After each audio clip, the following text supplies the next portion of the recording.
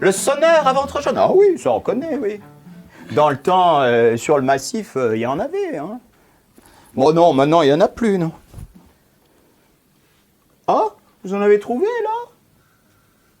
Oh, oh ben ça sent les embêtements, ça.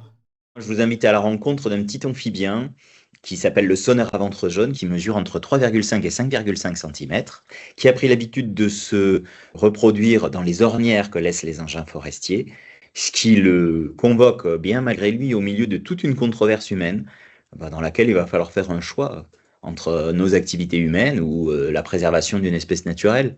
C'est un spectacle qui mobilise beaucoup de personnages.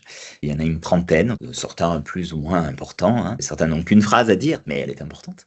Et donc, je me suis amusé puisque c'est un seul en scène, enfin, c'est pas un seul en scène, puisque je suis accompagné par une musicienne, Éléonore Zielinski. Mais en termes de jeu, je m'amuse effectivement à représenter tous ces personnages que pour la plupart j'ai rencontrés. Ce qui donne à ce challenge une double saveur, c'est qu'il y a aussi le côté comment restituer une parole qui m'a été confiée par des gens qui m'ont touché, qui sont pas seulement les caricatures qu'on peut se représenter quand on parle du milieu rural, quand on visualise un bûcheron ou un chasseur ou même un scientifique. Hein, on peut avoir des représentations, on s'aperçoit en les rencontrant que ce sont tous des êtres humains, donc en fait ils ont des appréhensions et des perceptions qui sont pas figées, qui sont poreuses les unes aux autres. Et c'était justement ça qui était intéressant dans ce projet, c'était de voir comment peu à peu chacun opère sa révolution, à un rythme plus ou moins important, mais en tout cas c'est ce à quoi nous sommes invités et c'est ce qui est en route. J'avais envie de parler de ça. Esperluette.